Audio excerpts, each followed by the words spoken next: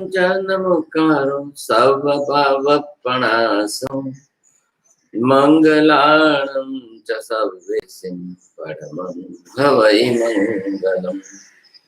जय जगजीव जोनि वेयाणो जगगुरु जगानंदो जगनाहो जगबंधो जय जगप्रियामो जय सुयाण प्रभो तीर्थयराणम् अपक्षिमो जय जय गुरुलोहानम जय महत्वा महावीर सर्वारिष्ट प्रणाशाय सर्वाभिष्टार्थदायिने सर्वलब्धि निधानाय श्री गौतम स्वामिने नमः। श्री सुधर्म स्वामिने नमः। अज्ञानतिमिरान्धः ज्ञानाञ्जनशलाकया नेत्रमुन्मीलितं येन तस्मै श्रीगुरवे नमः।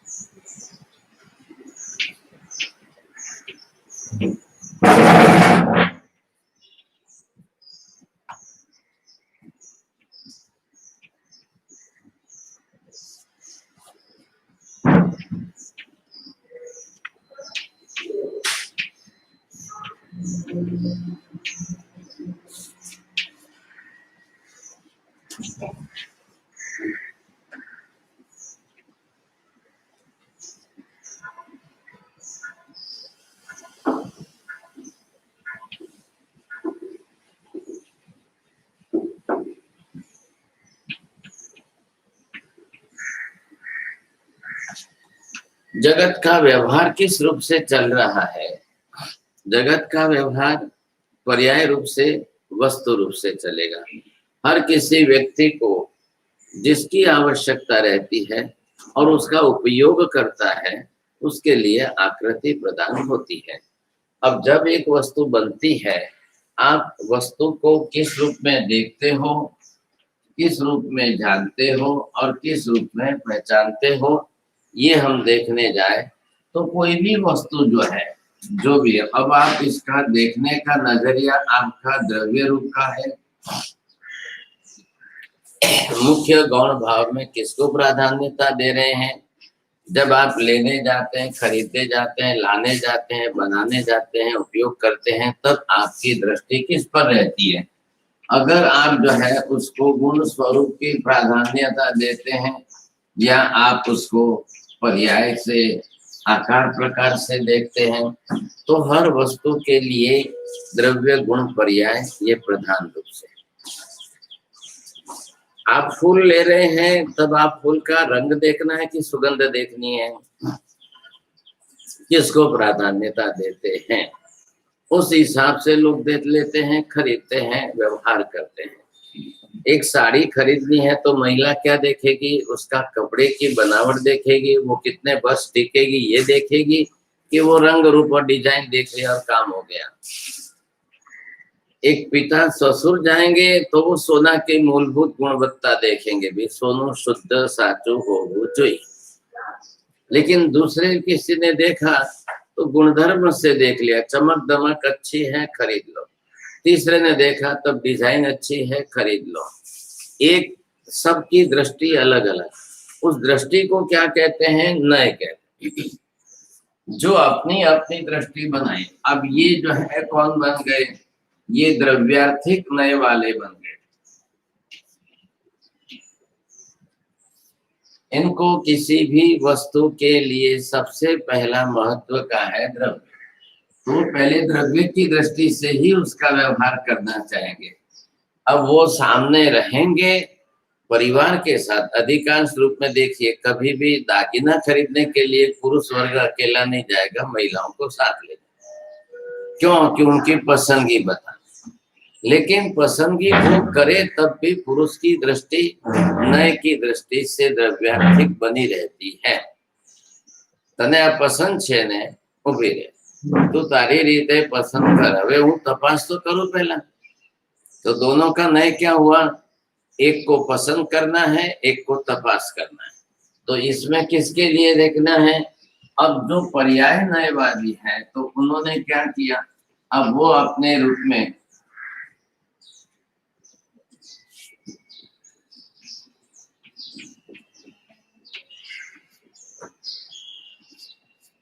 अब वो पर्यायस्थिक नय की दृष्टि से जब देखेंगे, आकार प्रकार डिजाइन जो है ये सब पर्यायस्थिक नय में। अब गुण को किसने ध्यान प्राधान्यता दी या नहीं दी? कभी तो गुण को जो है द्रव्य में प्राधान्यता दी जाती है, कभी गुण को पर्याय में प्राधान्यता दे दी जाती है। अब गुण अलग से स्वतंत्र पदार्थ नहीं है, पर्याय भी अलग से स्वतंत्र पदार्थ नहीं है। तो निश्चय न्यायवादी क्या कहेंगे? निश्चय न्यायवादी के पास तो सिर्फ द्रव्य एक ही है। तो वो क्या कह रहे हैं कि भाई द्रव्य ही तो इसमें परिणत हुआ है। दोनों है किसके आधार पर है? आधार आदेश भाव संबंध देखो तो गुण भी किसमें है, पर्याय भी किसमें है। अब दोनों का आधार एक ही है।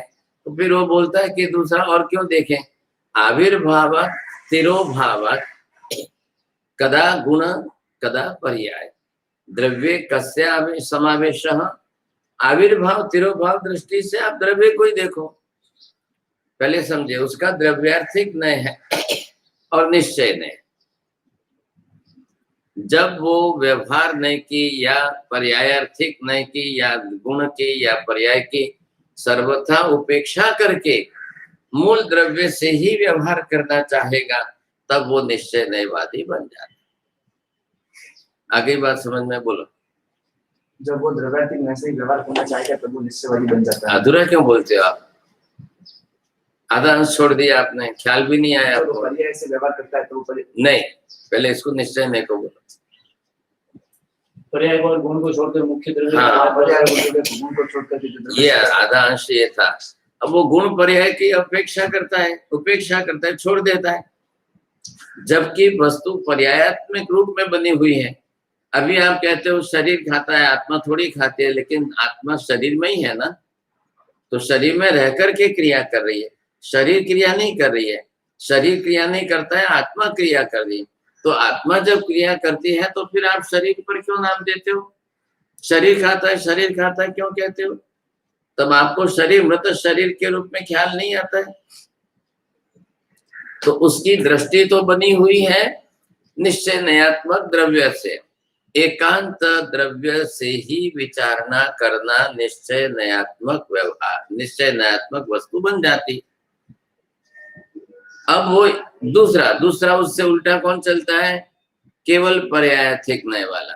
तो जिसको केवल पर्यायार्थिक नय ही देखना है तो वो द्रव्य का विचार नहीं करता है।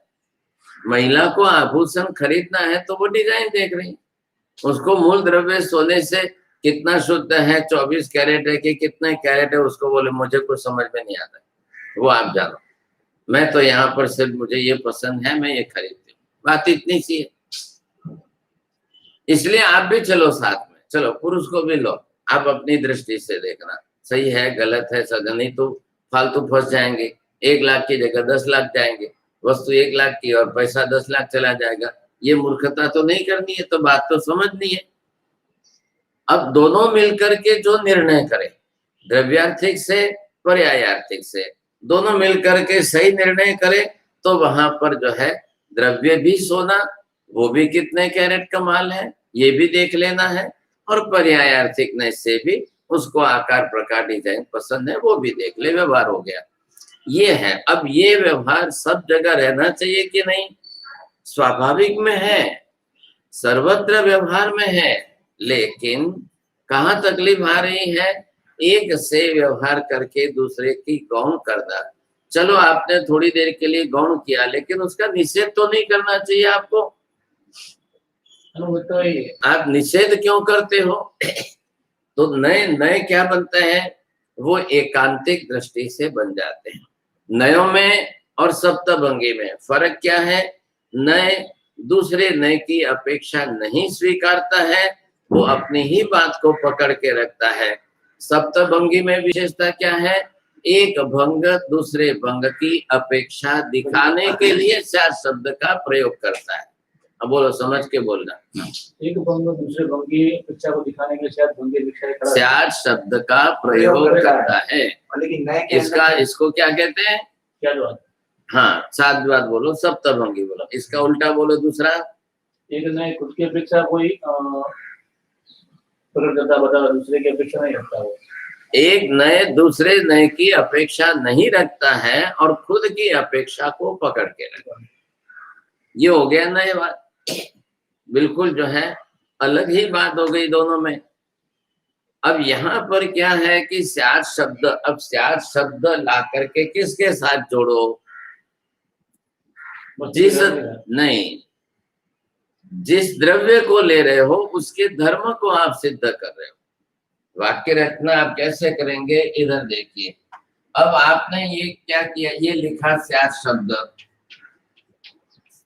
अब इसके बाद में आप जो है द्रव्य का नाम लिखो जो द्रव्य ले रहे हो, और उसके बाद में तीसरे कर्म पर उसका धर्म, जिस धर्म को लेकर के आप सप्तभंगी बना रहे हो। तो ये जो है वाक्य रचना इस तरह से होनी चाहिए। क्या समझ में आया? पहले आपको स्यात् शब्द देना है, पहले द्रव्य मत बोलिए, पहले आप धर्म मत बोलिए, क्या है। तो पहले आपको स्यात् शब्द देने से पहले दिमाग में एक बात सेट होनी चाहिए, हाँ साहब इसका दूसरा धर्म सामने है, दूसरे धर्म से भी आप समझने का विचार करना। इसलिए स्यात् शब्द से क्या होगा, एक ही वाक्य बोलते हुए भी, क्योंकि वाक्य तो पूर्ण करना ही पड़ता है, या तो अर्ध विराम या पूर्ण विराम, क्यों कि बोलने वाले के श्वास पर आधारित है। श्वास हमारी कितनी है, श्वास के ऊपर एक मात्रा, द्विमात्रा, त्रिमात्रा, ह्रस्व दीर्घ प्लुत, ये व्यवस्था किस पर बैठती है, श्वास पर आधारित है। अब श्वास लेने पर आप कम ले रहे हो, कम लेकर कितना बोलोगे, ज्यादा लेकर कितना बोलोगे, और ज्यादा लेकर आप कितना बोलेंगे, उसके ऊपर आपके वाक्य का विस्तार होगा। अब आप ज्यादा से ज्यादा देखेंगे तो कम श्वास लेने वाले हैं, तो कम श्वास लेंगे तो वो श्वास वाक्य छोटा ही बोलेंगे, इसलिए सबको छोटे वाक्य से व्यवहार करना ज्यादा पसंद है। अब कोई ज्यादा दीर्घ लंबी श्वास लेता है तो उसके पास बोलने के शब्द पूरे हैं, तो वो श्वास पूरी है तो ज्यादा बोलेगा। अनुष्टुप छंद से श्लोक बोलना है, 8 अक्षर का एक ही चरण बोलना है। वसंत तिल का छंद से बोलेंगे तो 14 अक्षर का पूरा छंद एक वाक्य बोलना है, वहां पर चरण एक, तो एक चरण 14 अक्षर का हो गया। श्रद्धरा बोलेंगे, शार्दुल विक्रीडित बोलेंगे, वहां मालकोश वाला छंद लेकर के बोलना है, तो आपको अलग अलग शब्द रखना है। आप एक लोगस के अंदर कितनी गाथा है 7 गाथा लोगस के, एक लोगस की 7 गाथाओं के अंदर 7 के छंद की रचना अलग अलग है। तो एक पहली गाथा जैसी दूसरी गाथा नहीं बनती है, पहली गाथा जैसी तीसरी नहीं बनेगी। अब ये उनका अलग अलग छंद है, तो बनाने वाले रचयिता गणधर है, अर्धमागधी भाषा है, और उसके अंदर उन छंदों का आलंबन लेकर के शब्दों का समावेश किया। लोगस उज्जो अगरे 8 अक्षर का अनुष्टुप बन गया पहला छंद, लेकिन एवं मए अभिथुआ विहु य रय मला पहिन जर मरना, अब ये तो अक्षर बहुत हो गए। अब पहला चरण छोटा, दूसरा चरण और बड़ा, पहला चरण इतना ही, एवं मैं अभिथुआ। अब दूसरे चरण के अंदर विहु य रय मला पहिन जर मरना, तो कई जगह पर लोग अक्षर खा जाते हैं, विहु य मला, अब उनको किसी को सुनने वाले को भी ध्यान में नहीं आए। विहु य र य मला 7 अक्षर हैं। अब 7 अक्षर में से 1-2 अक्षर चले जाए तो 5 बने, तो भी उसको तो बोलना में तो फटाफट हो गया, और कौन सुनता है बरोबर। किसको बरोबर ध्यान में आता है? गाड़ी चाले छे ने चलो, इसके सबसे पहले दृष्टांत हमारे मातृ आशीष के ट्रस्टी है। ये जब भी बोले तब आप जो है, कोई सामने सुनने वाला कोई जानकार हो तो बोले काका शू करो, કેટલા શબ્દો ગપચાવીના, કેટલા શબ્दो उड़ी जाए। और वो आदत बढ़ गई तो इच्छा में खमासनों में से जाएंगे, अबुठियों में से जाएंगे, इरियावी में से जाएंगे, फिर लोगस में से जाएंगे, ऐसे करते करते आदत बढ़ गई। अब यहाँ पर छंद अलग है, तो छंदों की रचना का गणित भी है, यथेच्छ है ना। यथेच्छ है तो अब पुराने प्राचीन काल के अंदर लक्ष्मी छंद वगैरह जो बनते थे उस हिसाब, लेकिन हेमचंद्राचार्य ने पूरा ही त्रिषष्टि शला का सूत्र बनाया, कितने हजारों श्लोक लेकर के बनाया, तो सबको एक सरीखे अनुष्टुप में ही रखा, एक सरीखा एक ही छंद चलता ही रहा, चलता ही रहा, चलता ही रहा। क्योंकि उनको क्या करना था, उनको कथात्मक देना है, विषय कथा वस्तु है, रचना अनुष्टुप छंद की है, तो लोगों को जल्दी से अनुष्टुप जो है सबसे छोटा छंद है, वो जल्दी से समझ में आ जाए तो 8-8 अक्षरों के अंदर की कर्ता क्रिया कर्म जल्दी स्पष्ट हो जाती है। अब कर्ता क्रिया कर्म स्पष्ट हो जाती है तो उनको 8 अक्षरों के 4 चरण मतलब 32 अक्षरों में पूरा हो गया विषय। अब आप अगर वसंत तिल का लो तो 14 अक्षर का पहला चरण, दूसरा चरण, तीसरा चरण, 14 चरण, 28 और 28 56 अक्षर में से वो एक बार कर्ता क्रिया कर्म होते जी, तो फिर उसको और कठिन लगता है, तो 100 में से 90% छंद नहीं पढ़ते। बस वो छोड़े, संस्कृत व्याकरण आवड़ी क्यों, कर्ता क्रिया कर्म आवड़ी क्यों, अर्थ लिखा पति क्यों, मुको ने पंचायत भाई, वो क्यों पढ़ेंगे इसमें? वो छंद में जाकर के जटिलता होती है, लेकिन छंदों की आवश्यकता, छंद शास्त्र के अभ्यास की आवश्यकता किसको पड़ती है? जिसको छंद बनाना है, हाँ, जिसको श्लोक आदि बना करके पद्यात्मक रचना करनी है, उसके लिए अनिवार्य। वहां अकेला व्याकरण काम नहीं आएगा। आप गद्यात्मक रस रुचि वाले हैं तो आपके लिए अकेला व्याकरण चल जाएगा, ख्याल है। लेकिन साहित्य गद्य पद्य उभयात्मक है, एक अकेला गद्यात्मक नहीं है, साहब उभयात्मक है। और जब गद्यात्मक स्वरूप से फिर पद्यात्मक आप करोगे तब फिर वापस कर्ता क्रिया कर्म को अनुसंधान में आगे पीछे करना ही पड़ता है।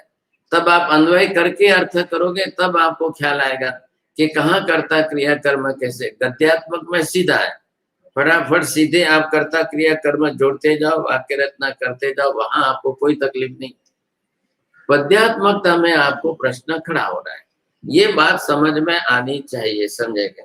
अब ये ख्याल में आ जाए तो व्यवहार हमारा बरोबर चल जाए, लेकिन जनरली बहुत कम लोगों के ख्याल में आता है। रचना करने के लिए नियम क्या बताया?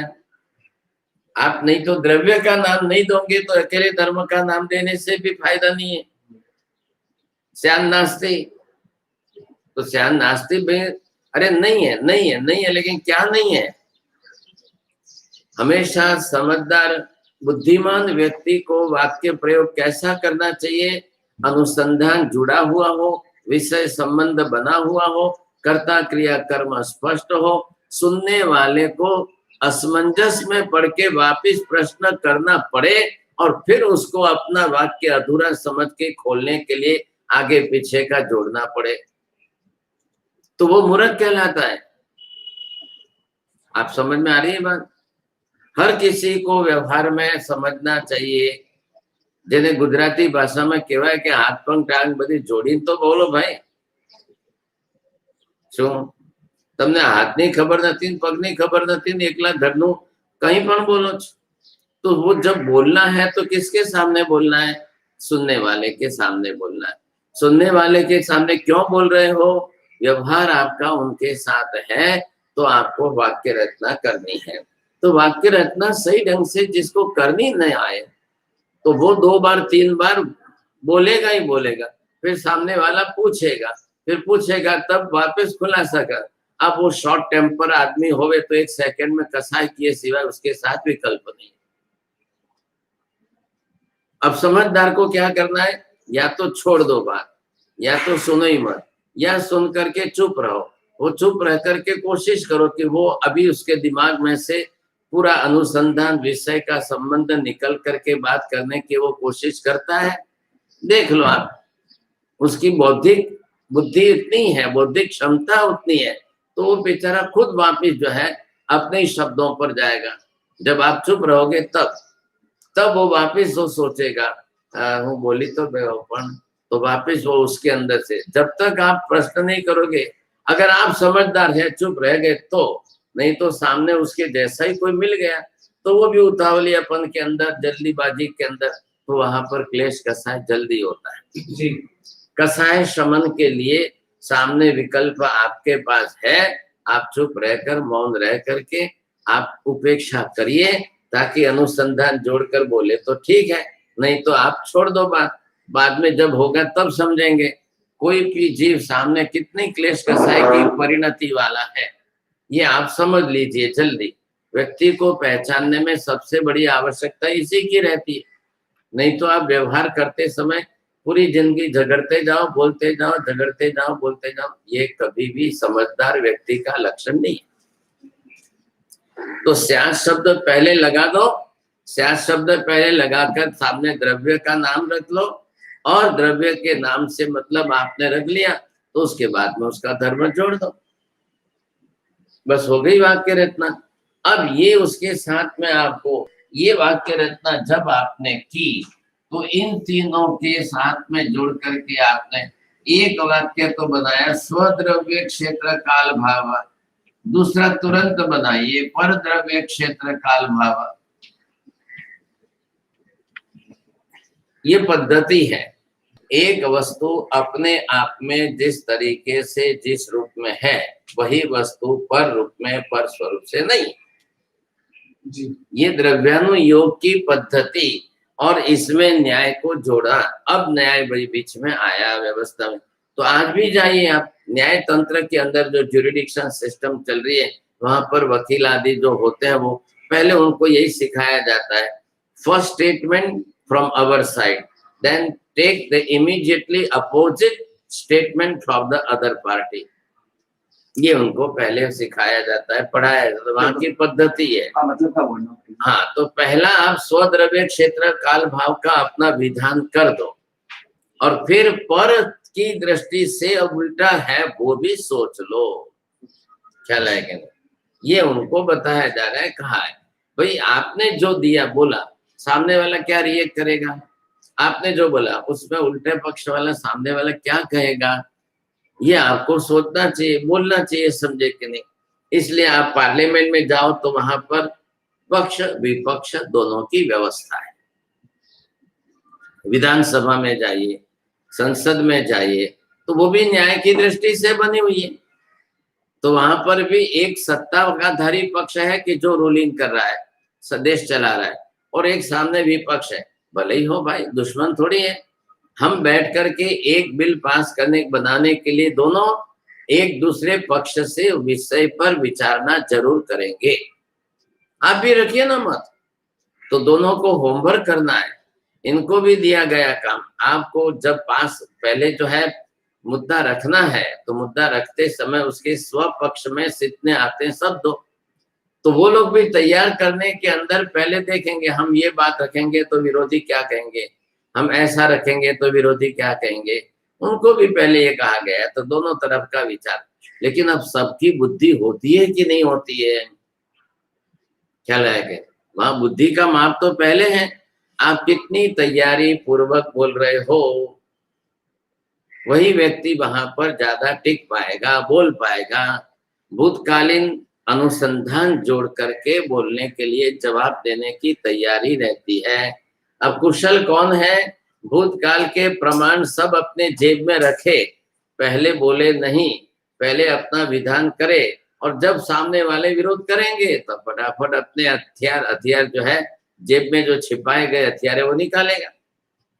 ये भूतकाल में ऐसा था, ये भूतकाल में ऐसा विधान हुआ था, ये भूतकाल में ऐसा, क्योंकि सामने वाले वो अभ्यास करके नहीं आते, इसलिए इनको अपने हथियार अपने जेब में रखने हैं। ये पार्लियामेंट में हर सांसद के लिए ये अनिवार्य है, लेकिन सब बुद्धिशाली नहीं होते हैं।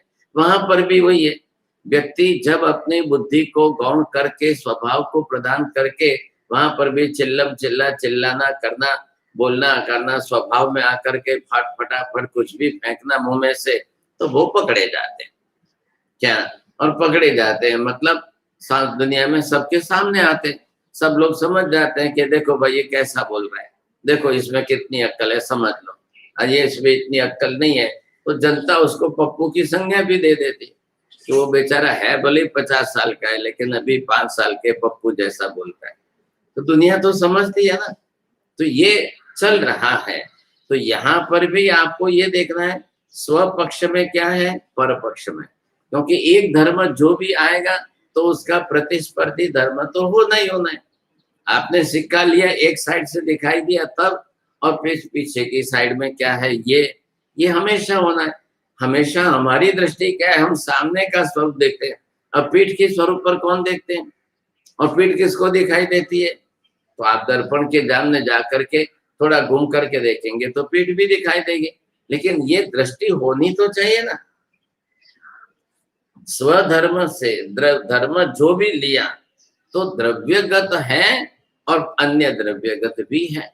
अब जो साधना क्या है, आपको जिस द्रव्य में जिस धर्म को साध रहे हो उसी द्रव्य में दूसरे का विरोध भी सिद्ध होना चाहिए, विरुद्धता भी सिद्ध होनी चाहिए। बोलो, जो द्रव्य में जो धर्म साध रहे उससे पर द्रव्य में उसकी विरुद्धता होनी चाहिए, नहीं उल्टा बोल रहे हैं, धर्म की उसकी विरुद्धता होनी चाहिए। हाँ, जो धर्म आप जिस द्रव्य में सिद्ध कर रहे हो पर की विरुद्धता इसमें आनी चाहिए, ख्याल आएगा नहीं, तो पर में जो जा रहा है तो वो पर में जाता है, इसका विरोध इसमें सिद्ध हुआ। ये क्या करने की जरूर क्या है भाई साहब आपको, आ घी छे तेल નથી, दुकानदार ने माजी को उत्तर दिया, माजी आ घी छे तेल નથી। हाँ, तो दो में फर्क क्या करना है, घी जमता है तेल जमता नहीं है, तेल ऐसे का ऐसे ही रहता है। हाँ, कभी खोपरेल तेल जो है वो जम जाता है उसके अंदर, वो गाढ़ा है। अब तेल 12 महीने एक शरीक, आपने सरसों का रखा है, तिल का रखा है, मूंगफली का रखा है, 12 महीने एक शरीक के वो अपने आप में पड़ा रहेगा, घी नहीं रहेगा। घी तो आज जमा कितना है, कल जमेगा कितना, परसों जमेगा कितना, उसको जैसे ही थोड़ा बहुत टेम्परेचर मिल गया असर हो जाती है। अब घी में और तेल में इतना फर्क क्यों होता है, अब उसके गुणधर्म पर आए। तेल में सबसे ज्यादा क्या है, कैल्शियम है, घी में इतना कैल्शियम नहीं है, आ रहा है ख्याल में। तो घी में जो इतना कैल्शियम नहीं है तो घी के अंदर क्या है, तो घी में जो प्रोटीन है या विटामिन है या जो गुणधर्म घटक उसके हैं वो उसको उस तरह से फायदा देगा। तो घी खाने पर बुद्धि पर असर पड़ेगी, दृष्टि पर असर पड़ेगी। अब आपको रोज क्या करना है, 1 चम्मच गाय के, देशी गाय के मतलब गिर गाय के घी में त्रिफला मिक्स करके खाइए, तो आपकी जो दृष्टि के आंख की तकलीफ जो है वो धीरे धीरे घटती जाएगी, लेकिन लंबे काल तक खाना पड़ेगा।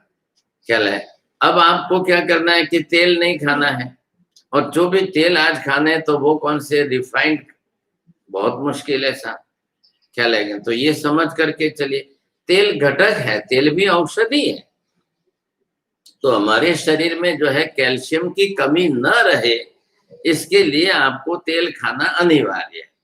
अब आपका वात रोग है तो आपको सरसों का तेल खाना अनिवार्य है, आपको जो है कैल्शियम की कमी है तो तिल का तेल खाना आपके लिए अनिवार्य है। दोनों बात को समझ लीजिए आप, अच्छी तरह से आपको ख्याल आ जाएगा।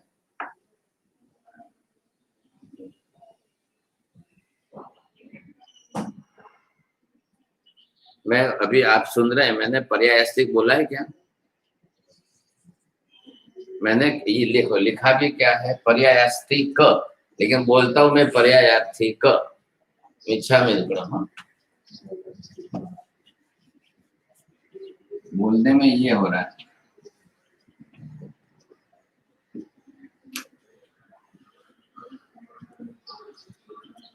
उधर से हेड ऑफिस में से अंदर से आई मेरी। अब पर्यायार्थिक, तो इसके अंदर पर्याय आई मुख्य, द्रव्य, द्रव्य का गुण, गुण के साथ उसकी पर्याय, उसके घटक आप सब देख करके समझ जाए। तो क्या चल रहा है, किसके में चल रहा है? अब आपको द्रव्य के साथ परस्पर विरोधी धर्म क्यों देखना है? धर्म की बात चल रही है। क्या द्रव्य वही है? द्रव्य दूसरे भी है।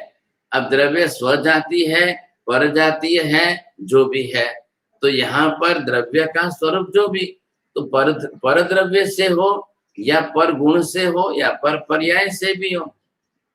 अब महिला दागिना देखेगी तो वो यही कहेगी, आनाथी आ जुदू छे, आनाथी आ जुदू छे, आनाथी आ सारू छे, आनाथी आ सारू।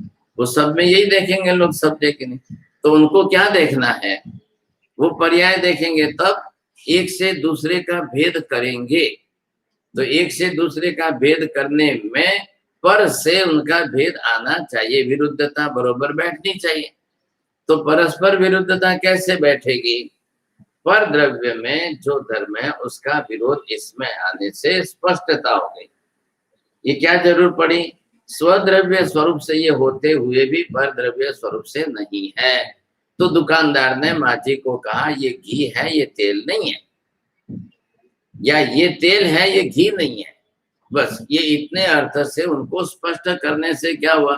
नहीं कहने से उस द्रव्य की और सच्चाई स्पष्ट हो। ये बात ख्याल आ गया? अब इससे जो है हर वस्तु के अंदर ये बात हम भी व्यवहार करेंगे। मेरी लेन देन किसके साथ है? शांति भाई के साथ है, तो मैं उनको शांति भाई कहूं। अब ये कांति भाई नहीं है, ये भी तो मुझे सिद्ध करके समझना है, व्यवहार करना है।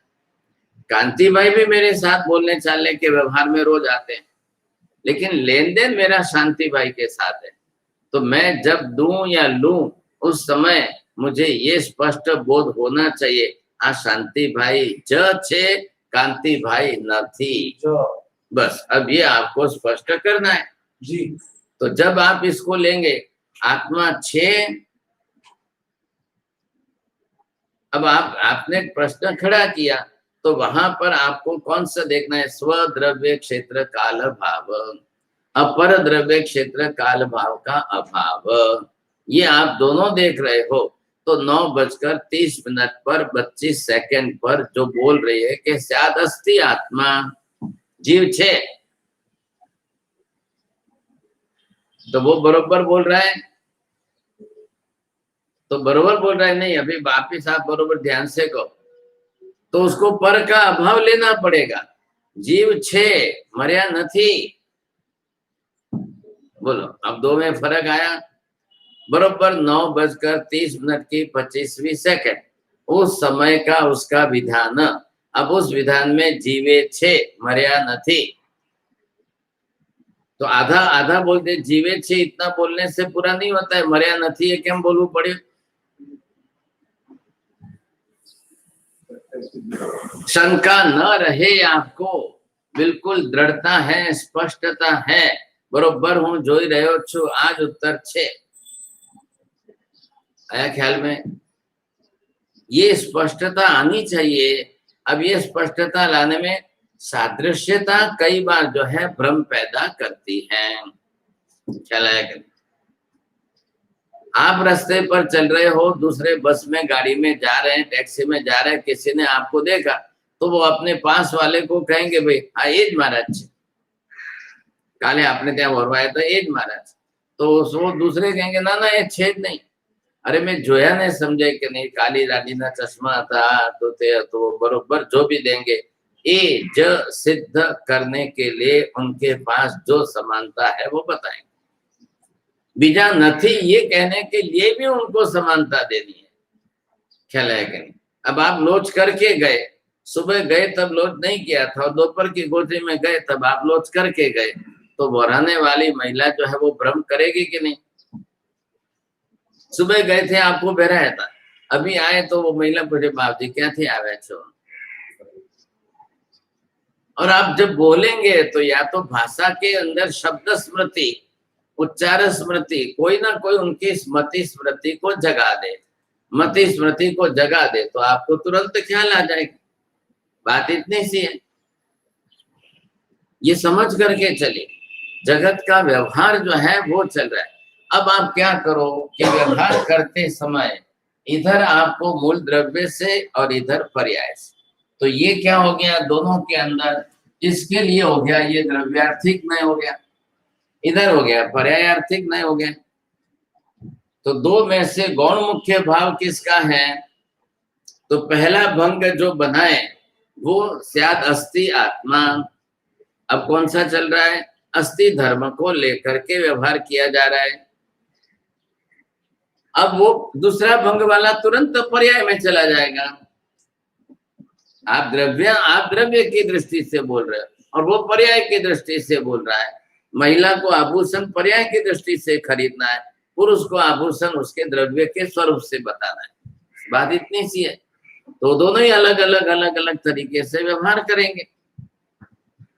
अब दोनों मिल करके करना है। तू तारी रीते જોઈ લે તને શું પસંદ છે, હું મારી રીતે જોઈ લઉં છું કેટલા ટકા સોનું છે, તારે પસંદગી કરવાની છે, પૈસા મારે ચૂકવવાના છે ને, તો હું પૈસા એ રીતે ચૂકવીશ, જેટલા ટકા સોનું છે એટલા પૈસા ચૂકવવાના છે। ऐसे करके व्यवहार किया जा रहा है। बात है आपको ख्याल में? तो ये मुख्य गौण का व्यवहार क्या है, मुख्य गौण भाव का व्यवहार क्यों ऐसे तरह से होता है? अब पेपर के अंदर अखबार में किसी ने विज्ञापन के अंदर महिलाओं को लुभाने के लिए तमने सोनाना भाव में दागिनो मले छे, मेकिंग चार्ज अलग थी नहीं लेवा, तो ये हमारी परंपरा है, ये हमारी विशेषता है। वो लखीने एडवर्टाइज करे। अब क्या समझना चाहिए, क्या समझना चाहिए? द्रव्य में डिफरेंस आएगा। कैसे? 24 कैरेट 22 कैरेट या 20 कैरेट। हाँ, अब जो भी होगा वो, अब लोग क्या समझेंगे, लोगों के लोभ प्रलोभन को जगाने का तरीका अलग अलग है। हमारे देश में ये व्यवस्था नहीं थी। हमारे देश में धन भी व्यापार भी धर्म की बुद्धि से होता था। ये आई कहां से? वैदिक विदेशों की कल्चर आई। You plus declare the discount, how much discount you are giving. तो वो डिस्काउंट के लिए बेचारा क्या करेगा, 200 के ड्रेस का पहले 500 बताएगा और फिर उसको बोलेगा हम 25% डिस्काउंट देते हैं, अप टू। हाँ, बस अब ये चक्कर चले तो सामने वाला लोभ में गिरे। बस यहाँ आप क्या कर रहे हो, द्रव्यार्थिक नय और पर्यायार्थिक नय, इन दोनों के अंदर से आप स्पष्ट कर लो, आपको ख्याल आ जाए। अब पर्यायार्थिक नय वाला एक ही बात पकड़े और द्रव्यार्थिक नय वाला दूसरी बात पकड़े, तो इसी में भेद हो जाएंगे। इसी कारण कोई निश्चय नयवादी बन जाता है, कोई व्यवहार नयवादी बन। व्यवहार में पर्याय की प्राधान्यता है, ख्याल है कि नहीं? इसलिए लोग व्यवहार नयवादी ज्यादा है। अब द्रव्यार्थिक निश्चय नय वालों के लिए क्या है, मात्र एक नय चल रहा है, तो वो एक नय से द्रव्यार्थिक की ही बात करेंगे, वो दूसरी बात नहीं करेंगे। बात पूरी हो गई। तो ये दोनों के लिए जो है, अब पर्यायार्थ भिन्न वस्तु छे, द्रव्यार्थ है अभिन्नो रे, क्रमई उभय नय जो अर्थ विजयी, तो भिन्न नहीं अभिन्नो रे। भेद बना रहे। अब पहला दूसरा भेद पहले मुख्य आपको समझ में आ जाना चाहिए, बाकी संयोजन वियोजन से ही दूसरे 7 भग्न बनने वाले हैं। पहला दूसरा कौन सा ख्याल है आपको? पर्याय वाला है कि द्रव्य वाला है? द्रव्य वाला है कि पर्याय वाला है? ये 10वीं गाथा क्या करें, पर्याय रथी भिन्न वस्तु छे, द्रव्य रथी अभिन्न। पर्याय से वस्तु भिन्न है, द्रव्य से वस्तु अभिन्न है। अब कैसे समझना, वस्तु की फिर वस्तु का संबंध भी या कैसे, तब बस तकलीफ यहाँ पर आती है। एक वस्तु को लेने में आपको कोई तकलीफ नहीं। अब यहाँ क्या होता है, यहाँ मतलब जीव शरीर के साथ जुड़ करके एक रूप बन चुका है। अब इसमें क्या देखना, आकाश अस्तिक है, धर्मास्तिक है, धर्मास्तिक है में बहुत सरल है, वहां पर घुले मिले नहीं है, तीनों अपने आप में स्वतंत्र है। क्या है, जब हम यहाँ पर पुद्गल का शरीर धारण करके जीव आत्मा इस शरीर में है और ये दोनों द्रव्य स्वतंत्र हैं, और दोनों द्रव्य एक दूसरे से सर्वथा भिन्न है और दोनों द्रव्य एक दूसरे से विरुद्ध गुणधर्म वाले हैं। इतनी आपकी दृष्टि आपने कब सोचा? 100 में से 99% लोग ये बात नहीं सोचते हैं। क्यों सोचेंगे? वो व्यवहार चल रहा है कि नहीं? व्यवहार जो जिस तरह से चल रहा है वो बरोबर चल रहा है। व्यवहार के अंदर जो है पर्याय से ही व्यवहार चल रहा है, तो वो फिर इतनी लंबी चौड़ी बात इसमें और इसमें क्यों करेंगे साहब? आ रहा है ख्याल में? तो यहां तकलीफ क्या है? आप व्यवहार करो पर्याय से, अंदर द्रव्य की बुद्धि बनाए रखो। ख्याल आया कि नहीं? आप द्रव्य को सर्वथा भूल मत जाइए। पर्याय पर्याय करके पर्याय में इतने मशगूल हो जाओगे कि द्रव्य को सर्वथा भूल जाओगे। अब ये व्यवहार में हमारे साधना में कैसे उपयोगी बनता है? क्यों आपको संथारापुरसी में रात के सोने के पहले ये तत्व आपको समझाया। ए गोहन्नथि में कोई नाहम अन्न सकसई एवं मदीन मनसा अपाण मनुषासई। ये क्यों बोलने के लिए बताया आपको? आप सोते हो, मतलब आपकी जो है निद्रा दर्शना वर्णीय कर्म का उदय है, लेकिन अंदर से आत्मा को जागृत रखो। हूँ एकलो आव्यो छो, एकलो जवानो छो, मारू कोई नहीं, हूँ कोई नो नहीं। आपको ये जाकर कि ये वाक्य पति को पत्नी के सामने बोलना नहीं है, लेकिन आप अपने मन में चिंतन तो कर सकते हो ना। बोलने जाओगे तो व्यवहार बिगड़ जाएगा। ख्याल है कि नहीं? क्योंकि बोलने में वहां पर क्या है, संसार तो संबंध से चलता है, संसार संबंधों से बनता है, संबंधों का व्यवहार होता है, इसलिए संबंध से चलता है। आपको सोचना है ये मेरा पर्सनल चिंतन करने का विषय है। ख्याल है? ये मैं पर्सनल अपना चिंतन करता हूं। अब क्या हुआ, पति चिंतन करते करते धीरे धीरे थोड़ा थोड़ा बोलने, उच्चार भी हो गया साहब। तो पत्नी बाजू में सोई थी, तो उन्होंने सीधा ही जो है उनका हाथ पकड़ा। शू बोलो छो? शू बोलो छो? तो एकदम पति आश्चर्यचकित हो गया। केम भाई, तने शू थयुं, शू खबर? पण तमे बोल्या ने હું એકલો છું ને, હું એકલો આવ્યો છું ને, એકલો જવાનો છું, કોઈ મારું નથી, હું કોઈ નથી, તો બોલ્યા તો ખરા। અરે પણ તને કેવી રીતે ખબર પડી? તમે બોલો તો જ મને ખબર પડે ને। પણ अच्छा अच्छा अच्छा મિચ્છામી, સોરી હા, મારે મનમાં બોલવું જોઈતું હતું, તારા સાંભળતા નહોતું બોલવું જોઈતું। તો કે મનમાં કેમ બોલો છો તમે? શું કામ બોલો છો મનમાં? પરણ્યા છો આપણે, પરણ્યા છે ને સંબંધ બાંધ્યા છે, સાથે સુઈએ છે, હવે શું કામ બોલો છો આવું? સોરી બોલા ને મેને। એટલે હવે પછી આ ઝઘડો થયો જોઈ અને એના મનમાં કે પત્નીના મનમાં હવે શંકા થઈ ગઈ છે। अब शंका तो તમે કહો કે ભાઈ એટલી જલ્દી निकले नहीं, समझा के नहीं। ऐसी परिस्थिति में पति ने नक्की किया काल थी पहला अलग थी बोली करीने પછી જ बिस्तर ऊपर आवीश, ત્યાં સુધી नहीं आओ। क्या बोलता चिंतन की धारा में हो और कभी मुंह से शब्द बोलने में निकल जाए तो कई बार सामने वाले का व्यक्ति जो एक्सपर्ट होना ना, अब लेश्या उसकी वो कसाई तो करेगा ही करेगा, लेकिन उसको शब्द नहीं बोलना है तो वो मुंह के भाव बिगाड़ेगा, हाथ ऐसा तिरस्कार दिखाने के लिए करेगा, वो करेगा तो सही। ख्याल है कि नहीं? उसको कसाई जल्दी आता है क्योंकि है ही कृष्ण लेश्या।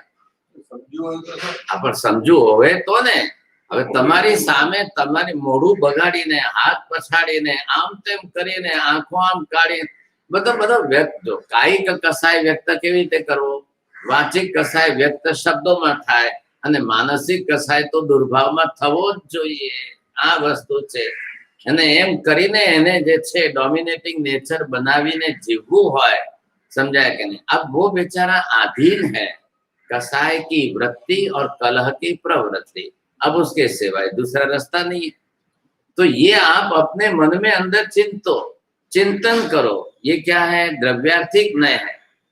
द्रव्यार्थिक नय से आप स्वयं स्व के लिए चिंतन करोगे। हूँ आत्मा छू, हूँ एकलो छू, हूँ एकलो आव्यो छू, एकलो जवानो छू, कोई मारू नहीं, हूँ कोई नहीं। फिर वापिस 1 महीना बीत गया, महीने भर बाद में पत्नी ने वापिस कहा केम तुम्हारा मन में हजी ये शंका छे? तो पति ने कहा एक काम कर, तू पण बोलवा માંડ। હું શું કામ બોલું? હું શું કામ બોલું? પણ તમે બોલો છો એ જ ખોટું છે, હું તમારા મગજમાંથી આ કાઢવા માંગુ છું। ख्याल है? अब पत्नी दूसरे दिन सुबह में महाराज साहब के पास लेकर गई पति को। महाराज साहब जरा एमने कोण તમે આવું બધું બોલ બોલ કર્યા કરે સાહેબ, મગજ ઉપર અસર છે કે ગાનપણ છે કે ડોક્ટર પાસે લઈ જઈને કઈ શોખ દેવડાવવા જોઈએ।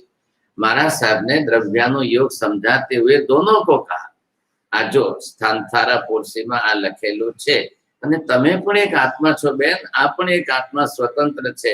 તમે ભેગા થઈને સંબંધથી જોડાઈને પતિ પત્ની થયા છો। તમે સંબંધ માટે નહીં, તમારા અંતરમાં તો બોલો, रोज बोलवा मांडो अंतर में।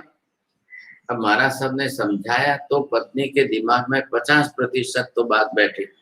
अब वो कब बैठी, क्यों बैठी? 8 दिन तक हमने आत्मा शब्द का कभी उच्चार ही नहीं किया था, हमने तो शरीर संबंध से ही व्यवहार किया है। तो आत्मा आत्मा आत्मा ये आया कहाँ से शब्द? महाराज साहब ने कहा कि आपने भी मरते हुए किसी को देखा है ना? आत्मा शरीर छोड़कर जाती है, अलग स्वतंत्र व्यवहार है कि नहीं? तो फिर आप क्यों सोचते हो ऐसा? તમે હતા ત્યારે 25 વર્ષની ઉંમરે પરણીને આવ્યા, ત્યાં સુધી તમે તમારી રીતે સ્વતંત્ર હતા ને બેન, તો હવે શું કામ વિચારો છો? अभी आप क्यों सोचते हो इसके अंदर? बिल्कुल बात सही है, ये भी सोचा, आप भी सोचो ना, आपके मन में चिंतन करो, ये अपने मन में चिंतन करे, बस बात पूरी होगी। अब यहाँ आपको क्या है? द्रव्यार्थिक नय की प्राधान्यता दी। संसार चल रहा है पर्यायार्थिक नय से, पर्याय में द्रव्य जो है पर्याय के ढांचे में ढल गया है। जीव ने अब शरीर बना लिया है, अब जीव शरीर बनाए तो शरीर के ही संबंध से संसार चल रहा है, तो शरीर व्यवहार के अंदर शरीर के संबंध बीच में आ गए, अब वहां पर उतना ही स्थान लो आप। अब द्रव्यार्थिक नय की अपेक्षा गौण हो गई। अब दोनों को जोड़ करके वाक्य रचना करो, आ रहा है ख्याल में? तो पहले में क्या जोड़ा, दूसरे में क्या लिया? स्वद्रव्य क्षेत्र काल भाव में क्या लिया और परद्रव्य क्षेत्र काल भाव में क्या लिया? स्वद्रव्य क्षेत्र काल भाव में द्रव्य को प्रदान किया और परद्रव्य क्षेत्र काल भाव में पर्याय को प्रदान किया। तब पर्याय का अभाव वापस इसमें लाना पड़ेगा। क्या लाया? यह आत्मा है, शरीर नहीं है। जीवे छे, मर्यो नथी। अब आपको कालवाची शब्द सामने जोड़ो, हमणा जीवे छे, जीव छे, मर्यो नथी।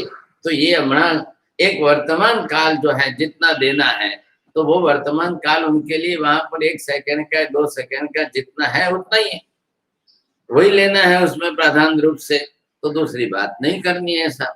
तो यहाँ पर हम क्या कर रहे हैं? जीवे छे मर्यो नथी, तो मर्यो ए बीजो धर्म थई गयो, एनो अभाव एमां लेवानो छे। मर्यो छे एनामां जता नथी रहेवानो, एनो अभाव एमां सिद्ध करवानो। हाँ, ये आपको बैठाना है, तो आपके एक वाक्य की दृढ़ता बरोबर स्पष्ट बनी। कहने का मतलब ये है, स्याद अस्ति घटः। अब यहाँ पर क्या लिया है? अस्ति धर्म लिया है। अस्ति धर्म क्यों लिया आपने? घट के अनेक धर्म है, अनेक धर्मों में से एक धर्म लिया है। आपको घड़ा है यहाँ पर ये दिखाना है। ख्याल है? कोई खरीदने के लिए आए तो आपको पूछ रहे भाई घड़ो छे, तो क्या हाँ घड़ो छे। अब घड़ो छे ये दिखाने के लिए जब उसने अंदर से घड़ा लाकर बताया, सिद्ध हो गया कि स्यादस्ति घट, स्यादस्ति जीव। अब आपको स्पष्ट हो गया, सिद्ध हो गया। अब वो व्यापारी लेकर आया तो बहन कहते आके घड़ो कहवाय। अरे केम माजी शू थयुं? શું થયું? અરે અમારે કે ઓલું નાનકડું જોઈએ ને, ઓલું સામૈયામાં જે માથા ઉપર એક દેખાડવા માટે માંગલિક ચિહ્ન જોઈએ છે, બસ। ઓહો એમ? તો वो तो पानी का बड़ा घड़ लेके आया। तो बेन आ घड़ो नहीं। अब क्या करना है? दोनों को व्यवहार करना है। तो किस भाषा में व्यवहार करना? सत्वेपि घटे किम कथम घटा भाव, सत्वेपि घटे घटा भाव कथम साध्यते? बोलो। घट होने पर भी घटा भाव कैसे साधित हो रहा है? हाँ। घट है लेकिन वो घट जो मिट्टी का लाया हुआ है, मिट्टी का ही है, वो भी मिट्टी का है, वहाँ पर द्रव्य नहीं है। अभी आप उसमें मत जाओ। ओके, वो पर मिट्टी दो, फॉर्मूला वाला। हाँ, अभी मैंने क्या कहा, आप ध्यान में नहीं थे क्या? नहीं, वो मेरे को छोटा वाला चाहिए। हाँ तो ये बोलो ना, फिर आप उधर उधर क्यों जाते? हाँ तो पर्याय जो इतना बड़ा आकार है, मुझे बस, ये पर्याय आकार वाला हाँ, मैं तो गला ये नहीं सकता। बोलो, बस स्पष्ट हो गया। अब उसमें क्या है, आकार विशेष भी पर्याय, तो पर्याय है, द्रव्य भी वही है पर्याय, पर किसी न किसी रूप में भेद है, तब उसने एक ने हाँ कहा, दूसरे ने ना क्यों कहा। शायद अस्ति घट, शायद नास्ति घट, ये कह करके उन्होंने आके गढ़ो क्यों है, ऐसे करके जो भाषा व्यवहार किया, तो उसके अंदर क्या समझना चला। अब हर समय व्यक्ति, द्रव्य, क्षेत्र, काल, भाव की सभी अपेक्षा स्वद्रव्य में, पर द्रव्य में पूरी करके ही वाक्य रचना करे, इतना लंबा वाक्य तो कोई सुनने वाले नहीं। उपमिति बहुप्रपंचक के अंदर कितना बड़ा वाक्य चलता है, हाँ एक वाक्य एक एक पृष्ठ तक चलता है। हाँ, एक वाक्य पूरा, अब विशेषण जोड़ते ही जाओ, जोड़ते ही जाओ, पैराग्राफ बनता, अरे विशेषण जोड़ते जाएंगे तो एक वाक्य, एक पृष्ठ का एक वाक्य। और संस्कृत भाषा में तो समास के अंदर संक्षिप्त करते जोड़ते जोड़ते वाक्य को कितना भी लंबा खींचो, ये उनकी विशेषता है। कर्ता क्रिया कर्म में उनको जो है कोई लंबा लंबा लंबा काल जाए, इतने लंबे टाइम तक एक वाक्य पढ़ते तब कर्ता क्रिया का अनुसंधान जुड़ा हुआ रहेगा कि नहीं रहेगा, ये तकलीफ। तो फिर अनुसंधान जोड़ने के लिए आपको कर्ता क्रिया कर्म देखना पड़ता है। अब बीच में तो सब विशेषण ही भरे हुए। में बहुत अपने चौथी तीन तो काले हुआ रहता है। अब चार ये अभी देखो, पर्यायार्थिक भिन्न वस्तु थे, द्रव्यार्थिक अभिन्न ने, क्रमय उभय नए जो अर्पित, तो भिन्न नहीं अभिन्न हो रहे। अब इसके अंदर आप पर्यायार्थिक नय की अपेक्षा से वस्तु भिन्न है और द्रव्यार्थिक नय की अपेक्षा से वस्तु अभिन्न है। अब आप जिसकी विवक्षा करो वो अर्थ उसमें बैठ जाएगा। अब ये दो भंग आपके पहले प्रधान रूप से हो गए।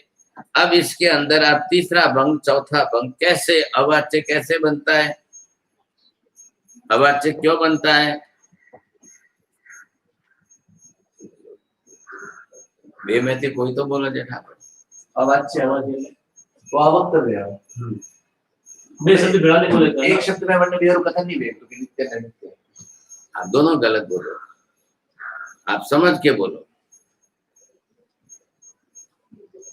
प्रश्न क्या समझ में आया? हाँ, तो नित्य नित्य भी एक ही शब्द में बोलेगा, उसके लिए क्या शब्द बोलना है? और द्रव्य नित्य है, पर्याय नित्य है, यानी बेहरू जो है एक वाक्य में बेहरू। आप लंबा करने में एक्सपर्ट है, लेकिन आपको क्या बोलना है? परस्पर विरोधी के लिए एक शब्द नहीं है, बस इतना, तीन शब्द ही चाहिए थे आप। परस्पर विरोधी के लिए एक शब्द नहीं है, तो परस्पर विरोधी धर्म को एक शब्द से कैसे बोलेंगे आप? आप ये पहले स्पष्ट कर दो, समझे, ख्याल आ जाएगा। अब क्यों नहीं है एक शब्द, क्यों नहीं है कि सामने दोनों धर्म परस्पर विरुद्ध है। अस्ति नास्ति धर्म हुआ, मूल धर्म कौन सा सिद्ध कर रहे हो? ये बात किसकी चल रही थी? मूल धर्म जो अस्ति है उसका विरोधी कौन हुआ? नास्ति। अब विरोधी का अभाव लेने से दूसरा पक्ष बना। अब तीनों को दोनों को साथ में जोड़ो, तीसरा बना शायद अस्ति नास्ति च। लेकिन अब चौथा ये बना कि दोनों का परस्पर विरोधी का एक शब्द कैसे हो सकता है? केवली भी नहीं बोल सकते हैं तो सामान्य व्यक्ति के लिए तो शब्द क्या नहीं बोल सकते, मतलब क्या शब्द ही नहीं है तो कैसे बोलेंगे? डिक्शनरी में शब्द नहीं, केवली के लिए तो डिक्शनरी का सवाल नहीं है। तो उन्होंने क्या किया? परस्पर विरुद्ध धर्माणाम कृते एक शब्दस्ते अवकाशो एव नास्ति इति कृत्वा अवक्तव्यम।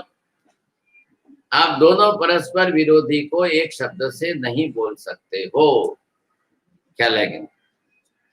तो ये यही तो बात उन्होंने पकड़ी है, शंकराचार्य ने जो पकड़ी है मत निकालने का हेतु यहाँ उनका ये है, और ये इन्होंने सिद्ध करके बताया। अपेक्षा से आपको एक शब्द बोलने के लिए एक शब्द नहीं है, सिद्ध करने के लिए अपेक्षा तो स्वद्रव्य क्षेत्र काल भाव की है। ये शंकराचार्य को उत्तर क्या दिया ये भी आपको देना आना चाहिए। नहीं तो यही समझ में नहीं आएगा। इधर ये बात कर रहे हैं, अवक्तव्य की बात कर रहे हैं, क्यों कर रहे हैं कि परस्पर विरोधी वो बोलने के लिए एक शब्द नहीं है, बस बात इतनी सी। अब जोड़ दो उसके साथ में, आपने तीसरा क्या लिया, दोनों विरोधी धर्म इकट्ठे किए। हाँ साहब, दोनों धर्म विरोधी इकट्ठे किए, वो घटते हैं, जरूर घटते हैं, एक में ही दोनों घटते हैं। अभी मैं दृष्टांत दे रहा था कि नहीं, बड़ा घट लाया और इनको छोटा घट चाहिए, तो घट सत्वे पे घटाभाव। अब एक में विरोधी में पे एक में ही दोनों सिद्ध, आप सिद्ध कर सकते हो, परंतु दोनों विरोधी के लिए एक शब्द से संज्ञा नहीं दे सकते हो। बोलो, पहले बोलो इसको। आप सिद्ध कर सकते हो, लेकिन विरोधी को आप एक शब्द से संज्ञा नहीं दे सकते हो। क्या सिद्ध कर सकते हो? अपन वो जो तीसरे भाग्य में अपन उसको क्या सिद्ध कर, इसका उत्तर बोलो पहले। नित्य नित्य दोनों सिद्ध, विरोधी धर्मों को हम सिद्ध कर सकते अब आप ठीक है, अब जगह में आप कभी भी ये कोशिश करो, धीरे धीरे पहले एक शब्द में मूल उत्तर देना है, पूरा यहाँ से वहां घूमना नहीं है, ख्याल है? और आज से तो यू आवे कि नहीं, तो जो यू फरावे ने लावे ने पसे, ये जरूरी नहीं। पहले लक्ष्य दो कि मूल शब्द आपको, मूल प्रश्न क्या कितना है, कितना है, उसका जितना संक्षिप्त उत्तर आप देंगे तब ख्याल आएगा कि आपने बात को पकड़ी है, पकड़ से दे, नहीं तो आदत से लाचार हो जाएंगे फिर, और आदत से लंबे घूमने गए तो उसमें दूसरा तीसरा आ जाए। तो पहली बात यह है कि भाई अस्ति नास्ति परस्पर विरुद्ध धर्म एक द्रव्य में सिद्ध होते ही नहीं है, ये धारणा आपकी गलत है। परस्पर विरोधी धर्म होते हुए भी एक द्रव्य में सिद्ध अवश्य होते हैं, ये तीसरा भंग। लेकिन आगे, लेकिन परस्पर विरोधी धर्म के लिए एक शब्द वाचक संज्ञा नहीं है, इसलिए अवक्तव्य है। बोलो। परस्पर विरुद्ध धर्म के लिए एक संज्ञा शब्द नहीं है, इसके लिए अवक्तव्य। बात इतनी सी हुई, तो तीसरा भंग भी बरोबर है, चौथा भंग भी बरोबर। यहाँ तकलीफ कई लोगों को होती है, पहले दो भंग बैठ गए तो दो भंग में आपने पहले क्या लिया है, अस्ति नास्ति, पहले क्यों लिया है? विरोधी धर्म से है और विरोधी धर्म से नहीं। हाँ, तो ये आपने जो जिसके अंदर बैठाया, अब जिसके अंदर बैठाने में आपने ये पहले भंग का आधार द्रव्यार्थिक और दूसरे भंग का आधार पर्यायार्थिक बनता था। अब आपने पहला भंग जो लिया है और ये दूसरा भंग लिया, अब पहले भंग में भी आपको जो है स्वद्रव्य क्षेत्र काल भाव से और पर द्रव्य क्षेत्र काल भाव से दोनों में 4-4 अपेक्षा आपको सिद्ध करनी है, आया ख्याल में? और फिर इसमें सिद्ध करके इसका अभाव जो है वो इसमें लाएंगे, सिद्ध करेंगे।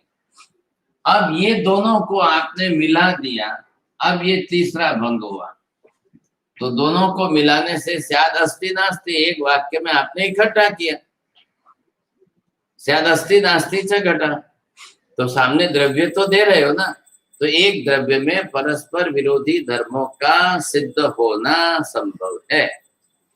अब इसमें से आपने तीसरे में से चौथा अलग बनाने के लिए अब उसको अवक्तव्य, अब अवक्तव्य ये शब्द क्यों दिया है आपको? एक शब्द इसकी संज्ञा, ये जो बन गया है, अब इसकी एक शब्द की संज्ञा नहीं बन सकती है। बोलो, अब इधर समझ के बोलो।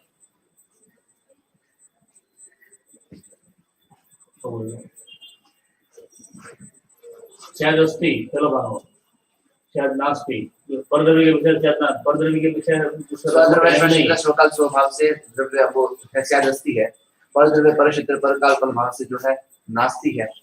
तीसरे के अंदर दोनों है, स्वद्रव्य स्वक्षेत्र काल भाव से है और परद्रव्य परक्षेत्र परकाल फल भाव से नहीं है। चौथे के अंदर जो है, भले तीसरे में दोनों सिद्ध हुए हैं, चौथे को हम एक शब्द में दोनों विरोधी धर्मों को हम कथन नहीं कर सकते। बस आपने इतना वाक्य बोला, एक में भी द्रव्य नहीं बोला, एक में भी घट नहीं बोला, एक में भी द्रव्य का नाम नहीं लिया। स्वद्रव्य क्षेत्र काल भाव से, पर द्रव्य क्षेत्र काल भाव से, लेकिन आधारभूत को बनाना तो चाहिए कि नहीं? हाँ। चलो, अब तीसरे में बात क्या है कि आधार में आधेय परस्पर विरोधी दोनों सिद्ध होते हैं। ख्याल है, एक ही स्थान पर एक क्षेत्रे प्रकाशः अंधकारः उभयोः परस्पर विरुद्ध धर्मयोः समावेशः भवति, ये बात है। परम तस्य वाच्यार्थम एक संज्ञा नास्ति। बस उन दोनों के परस्पर विरोधी धर्म को बोलने के लिए अब एक शब्द की संज्ञा बनी हुई नहीं है, वो व्यवहार नहीं हो सकता है, वो आपको बोलना है। अब हो गई बात पूरी यहाँ पर।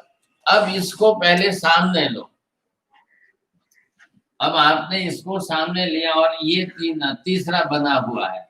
अब तीसरे में से इसको जोड़ो, ख्याल है तीसरे में पहला अंश कौन था?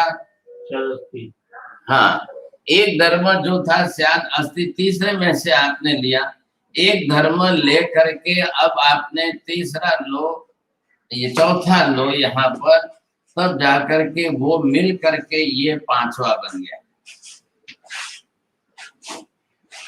फिर इसमें से आपने जो है ये दूसरा लिया, उसके साथ चौथा जोड़ा, ये छठा बन गया, और फिर इन दोनों को मिला दिया तो सातवां बन। बस अब इसको खोलना है आपको सिर्फ। हाँ, इसका पहला कौन सा लिया आपने, उसके साथ अब वक्तव्य जोड़ो। तीसरे में ही हमने आधा पहले भाग लिया अस्थि, और इसका नास्ति। हाँ, अब द्रव्य तो वही आएगा, जो द्रव्य ले रहे हो वही द्रव्य, उसका धर्म। एक विरोधी तो आपने इधर क्या किया, तीसरे को मत छोड़ो पहले, तीसरा। हाँ, तीसरे के अंदर आपने दो विरोधी सिद्ध किए हैं, उसमें से एक लेकर के भी अवक्तव्य।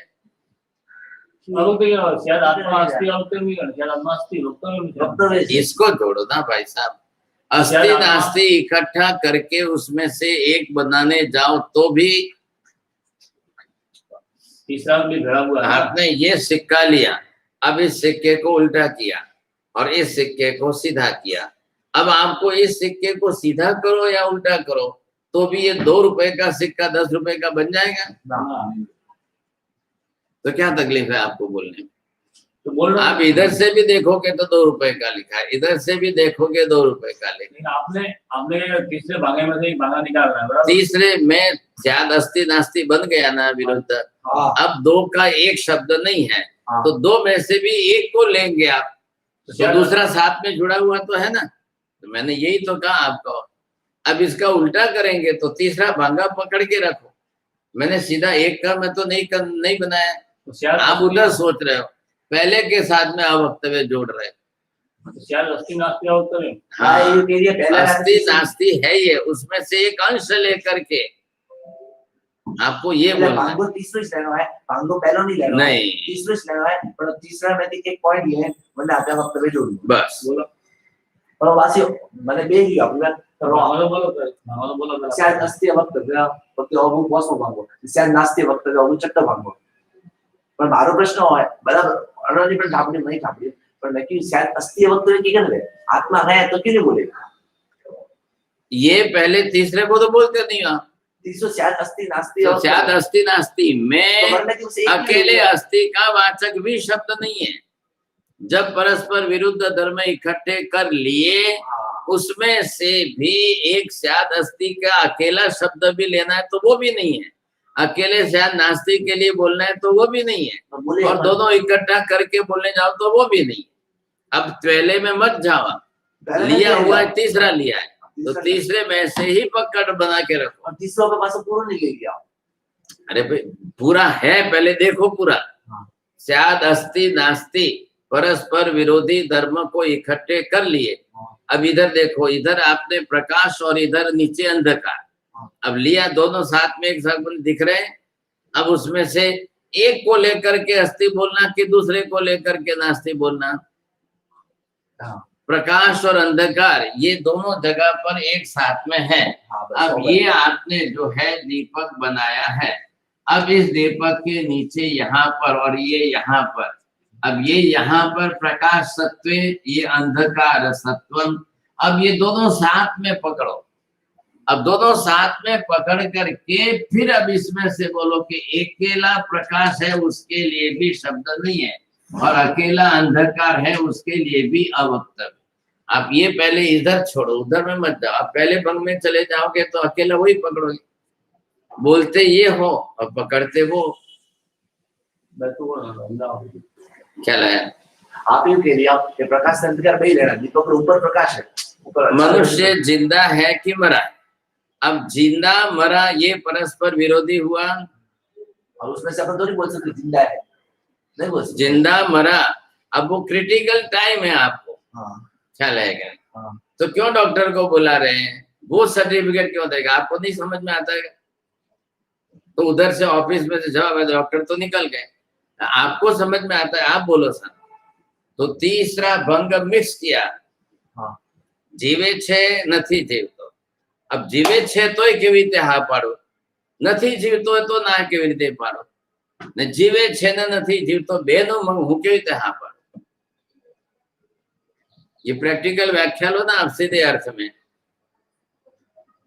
प्रकाश अंधकार भी तो वहां पर है, वो भी प्रकाश साथ अंधकार में। भी है, परस्पर विरोधी धर्म हुए पर वहाँ पे प्रकाश वैसे है, तो अपन नहीं बोलेगा क्यों अंधकार पर उपस्थित है। हाँ और बस। हमने हाँ तो प्रकाश पर है, प्रकाश, अंधकार पर है। प्रकाश भी है अंधकार भी है। हाँ तो अब दोनों एक जगह परस्पर विरोधी होते हुए एक जगह पर है। हाँ तो दोनों के में से एक को भी लेकर के बोलूं तो उसके लिए भी शब्द नहीं है, हाँ बस हो गया। दूसरे को भी लेकर के बोलूं तो उसके लिए भी शब्द नहीं है। उसका ऑपोजिट हाजिर है इसके लिए। हाजिर है इसके लिए। क्या लगेगा? अंधकार को छोड़ करके अकेले प्रकाश के लिए, तो छोड़ करके मतलब है ही अंधकार साथ में है। अंधकार साथ में होते हुए भी प्रकाश के लिए आपके शब्द नहीं है, प्रकाश होते हुए भी अंधकार के लिए आपके पास अलग से शब्द नहीं है। वस्तु नहीं है इधर मत समझो, उसकी संज्ञा नहीं है। दोनों में से एक को भी दूसरे को साथ में रखो पहले, तो तीसरा बनाओ। आप दोनों में परस्पर स्वतंत्र में जा रहे हो, पहले दूसरे में ही जा रहे हो, तो पहले दूसरे में ही घूरते रहोगे तो फिर मतलब नहीं होगा।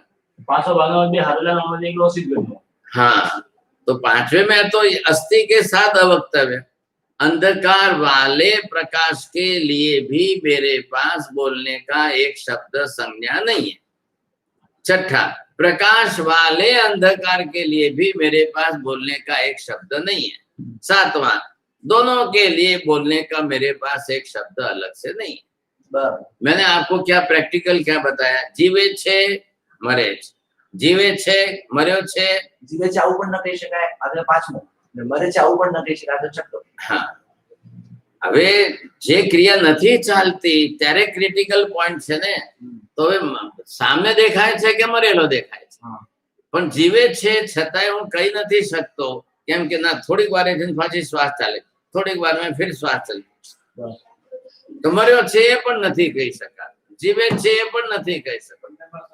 हाँ एम तो उससे शंका नहीं है, अवक्तव्य ना भाई हूँ एमा शब्द नहीं बोलो, हूँ एमा नाम में आपने देशी गुजराती का फोड़ पाड़वा, फोड़ पाड़ो એટલે શું?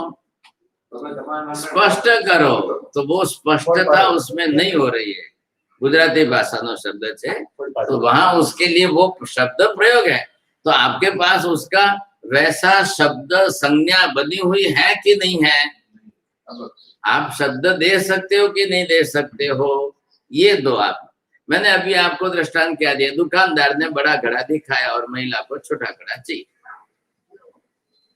बड़ा छोटा परस्पर विरोधी हुआ। अब दोनों के लिए परस्पर विरोधी के पास एक शब्द कौन सा है? अब दोनों या तो झगड़े, अब कुशल व्यापारी कभी ग्राहक के साथ नहीं झगड़ेगा, समझदार है, बाकी दूसरे लोग किसी को भी साथ झगड़ेंगे। क्या लेंगे? एक व्यक्ति अपने खास जो है उनके साथ झगड़ेगा, लेकिन उसने रखे हुए नौकर के साथ नहीं झगड़ेगा। आप देख लो, समझेगा नहीं? एमने तो हमने चोपड़ावी दो, एमने तो हमने चुप करी दो, लेकिन वो नौकर को नहीं चोपड़ाएगा। ये भाषा है। तो यहाँ पर आप देखेंगे, आपको ख्याल आ जाएगा शब्द संज्ञा और वस्तु धर्म। क्यों भाई? महिला ने कहा आगे घड़ो कहवाय, तो फिर व्यापारी के एमना के झगड़ा करने बैठेगा, मारी तमारे केवो जोई छे एम कोने बेन? ख्याल है कि नहीं? तो समझदार व्यापारी कभी कसाई वृत्ति वाला नहीं होना चाहिए। तो व्यापारी ने फट बेन तमारे आवड़ो नानो जोईए छे ने, लाव नानो लाव। अब वो उनको ये आ रही है ना नवरात्रि, तो कौन सा लेके घूमेंगे? वो इतना बड़ा घड़ा लेके सिर पर नाचेंगे कैसे? सब बोलने के बाद बोलेगा इसको कुंभ बोलते हैं। हाँ, कुंभ बोलते हैं, कुंभ बोलिया। तो अब वो जितनी संज्ञा व्यापारी के पास है उतनी संज्ञा सब ग्राहक के पास तो नहीं है। संज्ञा मतलब दिया हुआ नाम, वाच्यवाचक भाव, नाम, समझे कि नहीं? और हर दुकानदार को अपने अपनी तरह से सबका नाम देकर संज्ञा व्यवहार करना पड़ता है। दुकान के अंदर 2000 वस्तु है और घड़े की दुकान है, तो घड़े की दुकान में उनको सब जात के आइटम। अब ये सभी सबकी संज्ञा तो एक ग्राहक के पास तो नहीं है। ग्राहक आया है अपनी डिमांड लेकर, यस्य आवश्यकता यस्य कृते सएव ग्राहक, बस वो अपनी आवश्यकता लेकर के आया। तो ग्राहक के पास तो सब जगह पर सब है, वो तो नहीं है, दुकानदार के पास तो सब है। तो वहां अपेक्षा भेद किसका है? घट सत्वे भी घटा भाव किमर्थम, दीर्घतम घट सत्वे भी लघुतम घट नास्ति। हमारे यहाँ साधु जी क्या करते हैं? आ तो बहु भारे घड़ो छे, आ बहु वजनदार छे, नहीं આપણે આ નથી લેવો, ના આ બહુ વજનદાર છે, બહુ ભારે છે, નથી લેવો। અરે પણ અમદાવાદી જ છે, પછી શું વાંધો છે તમને? तो साध्वी जी हमेशा पहले उठा के वजन देख करके फिर रख देते। क्यों? कि भाई हमारे उपाड़वानो छे, आखा रस्ते विहार में हमारे उपाड़वानो छे, वो रख करके छोड़ देते। अब ये दृष्टि समाज में सबकी पकड़ में आई हुई। साधु साध्वी को विहार, विहार में उनको सब वस्तु उठा करके चलनी पड़ती है। तो उठा करके चलने में वजन में जो हल्का हो, हर चीज हल्के। अब छोटी पुस्तक बनाएंगे तो स्वाध्याय की, अब ये पुस्तक बनाई तो सवन सज्जाय की, ये छोटी बनाई, ये छोटी बनाई। साधु साध्वी हर छोटी छोटी चीज को लेकर के एक थैले में उनका सब आ जाए वैसा संग्रह करते हैं। तो लोग बनाएंगे, लाएंगे, वैसे नहीं। फिर उनको भी ध्यान में आएगा, साहब आ तो तुम्हारे हाथ नानू आटला में रह जाए, लो साहब आ तो हाव नानू आटला में रह जाए। अब एक वो नेल कटर बनाया तो उसके अंदर 10 इंस्ट्रूमेंट आ गए। अब 10 काम करते तो केवाय शू एक नाम संज्ञा शू देवानु, बोलो। अब उसके अंदर नेल कटर भी है, वो भी है, फाइल भी है, खोलने का भी है, काटने का भी है, चाकू भी है, सब है। उसको एक संज्ञा कैसे देनी? सत्वेपि अभाव, अभावेपि सत्व। एक में 10 आइटम इंस्ट्रूमेंट इकट्ठे कर दिए और सबका जो है वो धुरी एक बनाइए तो घुमाओ तो आपके 10 खुलते हैं। अब एक संज्ञा कैसे दोगे?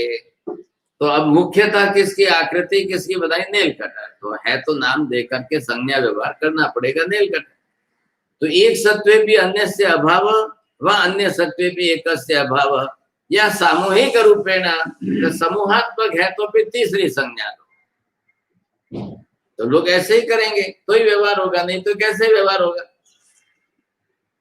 यहाँ पर ये शादवाद सप्तभंगी आपको प्रैक्टिकल सब जगह पर लानी। 1 मिनट के अंदर अभी जिनकी गाड़ी जा रही है, ट्रेन का टाइम हो रहा है, वो बैठ रहे हैं कि भाई सब શું છે, खीचड़ी तैयार થઈ ગઈ છે, આપણે એક વસ્તુ ખાઈને જવાનું જલ્દી નક્કી કર્યું, તો આપણે રોટલી વોટલી કઈ નથી બનાવતા, ચલો ખીચડી ખાઈને જતા રહી। तो पत्नी કહે છે કે તૈયાર નથી, तो क्या करना?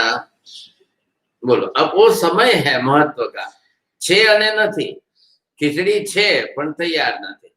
હવે શું કરવું? કયો શબ્દ? ખાઈ લેવું કે શું કરવું? खा करके गाड़ी पकड़नी है। क्या है? हाँ, चालू है नहीं, अभी पकी नहीं है ना, तो 6 अने નથી। अरे तो नया ना क्या कहेंगे? संज्ञा क्या ना देंगे? खिचड़ी नहीं बोलेंगे तो क्या बोलेंगे? रखी तो खिचड़ी है, तो वो तो ना नहीं कह सकते, समझे कि नहीं? अब कितना भी फास्ट करो, कितना भी जल्दी करो, तो समय तो लगना है कि नहीं लगना है? तो काल की अपेक्षा है, तो द्रव्य क्षेत्र काल भाव। अब किसको प्राधान्यता दी आपने और किसकी प्राधान्यता से व्यवहार कर रहे हो? तो वो काल तो हो गया कौन और व्यवहार हो गया भाषा में शब्द संज्ञा का। खिचड़ी छे पण નથી, એટલે छे खरी बनी रही छे पण खावा जेवी નથી, तो उसमें भाषा व्यवहार करना तो पड़ेगा कि नहीं उनको? जी। अब भाषा व्यवहार के अंदर काल की अपेक्षा मुख्य है, ख्याल है कि नहीं? तो ये बात देखनी है, बस और कुछ नहीं है। ऐसा कर करके जिस तरह से जो व्यवहार चल रहा है, अधिकांश व्यवहार चलता है नए वाद से। नए में झंझट क्यों नहीं है? हर व्यक्ति अपने अपने स्वतंत्र कसाय की बुद्धि से चलता है। सबका अपना अपना स्वतंत्र कसाय जो है तो वो पकड़ लिया। जी सप्तभंगी में तकलीफ आपको है कि जब साथ में है और साथ में विरोधी है और उसके लिए एक संज्ञा नहीं बन रही है, इसलिए आपको तकलीफ हो रही है, और कुछ नहीं हो रहा है। क्रमई उभय नहीं जो पारपी नहीं तो भिन्न नहीं अभिन्न हो रहे। अब क्रम से आप द्रव्यार्थिक और पर्यायार्थिक दो नए को इकट्ठे करो तो कोई तकलीफ ही नहीं हो रही है। जो एकदा उभय नहीं गई तो अवाच्य थे लहिरे, एक ही शब्द एक जवारे दो अर्थ नहीं कही रे। अब एक बार में जो दोनों नए साथ में लेकर लो तो फिर अवाच्य बन जाएगा। द्रव्यार्थिक पर्यायार्थिक आप दोनों एक साथ में लेकर कैसे बोलेंगे? द्रव्यार्थिक से अंदर लिया जीव अवच्य आत्मा, हो जाएगा, अवच्य। द्रव्यार्थिक से क्या स्पष्ट करो ना दृष्टांत में, नास्ति। द्रव्यार्थिक में आत्मा और इधर शरीर।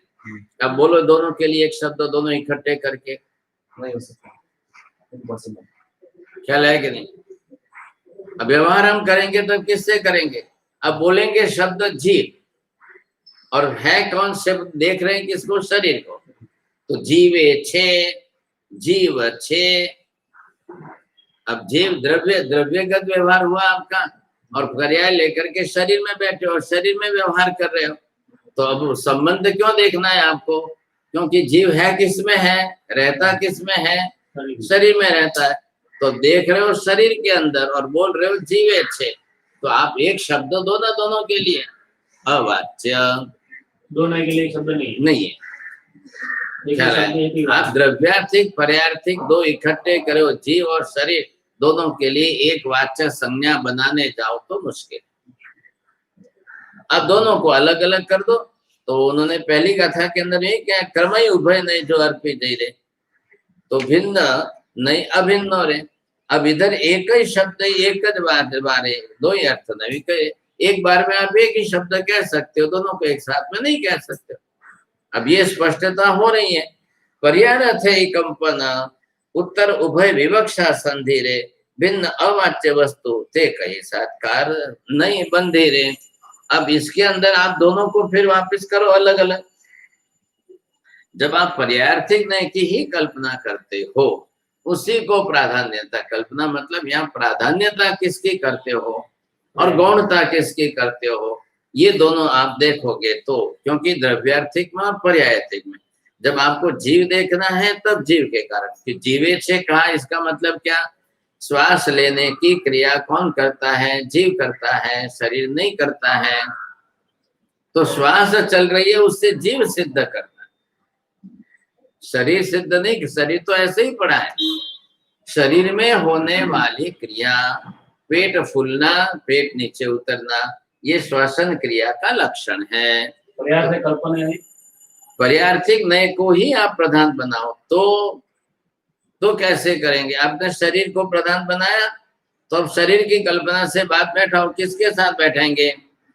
अब फिर पर्यायार्थिक नय को आपने लिया और फिर द्रव्यार्थिक पर्यायार्थिक दो अवाच्य वाला दोनों साथ में जोड़ो, तब आगे का छठा भंग बन जाएगा। पांचवें में द्रव्यार्थिक के साथ अवाच्य वे लिया, छठे में अरे भाई ऐसे क्या बोल रहे हो? पांचवें में आपने पहले द्रव्य का लिया, पहला भंग किसका है? द्रव्यार्थिक का। तो तीसरे में से पहला अंश जो द्रव्यार्थिक का था वो लेकर के अवाच्य बना, अवाच्य था। फिर वापिस जो है चौथे में, तीसरे में जो दूसरा पर्यायार्थिक का अंश है उसको लेकर के अलग से वापिस आपने छठा बनाया। तो वो ये बात बता रहे हैं यहाँ पर कि आपने पर्यायार्थिक नय के बाद मुख्य गौण करने के बाद में जो है दोनों नय को एक साथ में जोड़ दो तो वो भी अवाच्य बन जाएगी। हाँ,